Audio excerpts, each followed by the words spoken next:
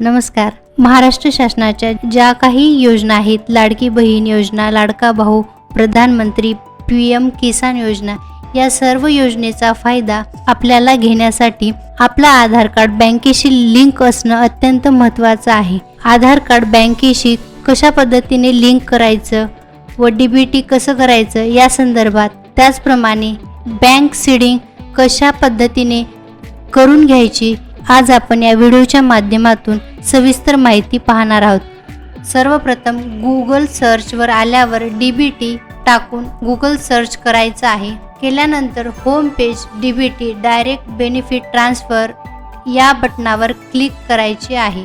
Click केल्यानंतर अशा पद्धतीचा इंटरफेस तुम्हाला समोर दिसेल।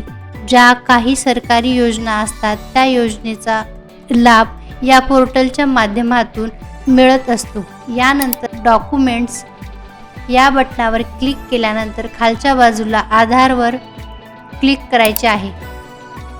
आधारवर क्लिक केल्यानंतर तुम्हाला सर्वात वर सिटीजन कॉर्नर हा ऑप्शन दिसेल। या ऑप्शनवर क्लिक करायचे आहे। यावर क्लिक केल्यानंतर खालच्या बाजूला सिटीजन बँक आधार लिंकिंग स्टेटस वर क्लिक करायचे आहे। स्टेटसवर क्लिक केल्यानंतर तुम्हाला अशा पद्धतीचा इंटरफेस समोर दिसेल।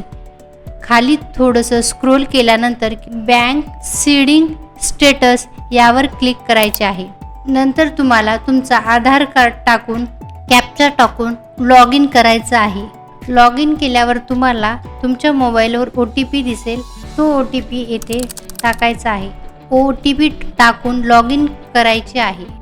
लॉग इन केल्यानंतर परत आपल्याला बँक सीडिंग स्टेटस यावर क्लिक करायचे आहे।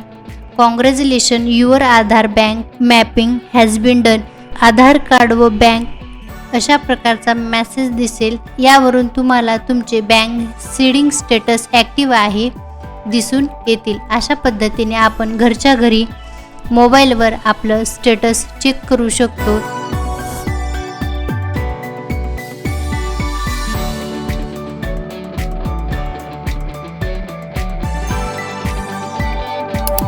आधार सीडिंग स्टेटस कसं पाहायचं आहे याबद्दल आपण माहिती पाहिलेली आहे।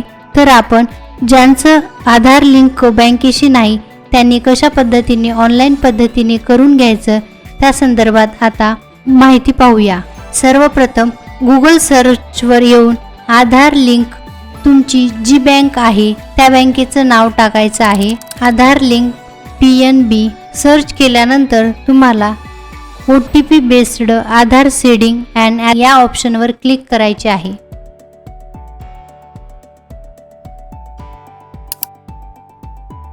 अशा पद्धतीचा इंटरफेस समोर आल्यावर खालच्या बाजूला क्लिक करायचे आहे। आधार सीडिंगवर क्लिक करायचे आहे। क्लिक केल्यानंतर तुम्हाला तुमचा अकाउंट नंबर फिलअप करायचा आहे। यानंतर एंटर कॅप्चा टाकायचा आहे। कॅप्चा टाकून कंटिन्यू करायचं आहे। कंटिन्यू केल्यानंतर मोबाईलवर तुमचा OTP येईल। तो OTP येथे टाकायचा आहे। नंतर खालचा जो कॅप्चा आहे तो ॲज इट इज टाकून व्हॅलिडवर क्लिक करायची। अशा पद्धतीने तुमची सर्व माहिती अकाउंट संदर्भात तुम्हाला समोर दिसेल। तुमचे नाव, डेट ऑफ बर्थ, जेंडर, यानंतर प्रोसीड बाय आधार व्हेरिफिकेशन झाल्यानंतर फॉर आधार व्हेरिफिकेशन झाल्यानंतर तुमचा 12 अंकी आधार क्रमांक येथे मेन्शन करायचा आहे व आधार व्हेरिफिकेशनसाठी परमिशन येस नो तर येसवर क्लिक करायचे व कंटिन्यू करायचे आहे। कंटिन्यू केल्यानंतर परत OTP येईल। तो OTP येथे मेन्शन करायचा। OTP मेन्शन करून व्हॅलिडवर क्लिक करायचे।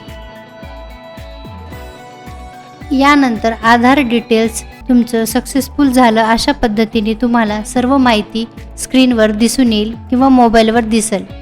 आधार कार्ड तुमचे बँकेशी लिंक झालेले दिसून येईल।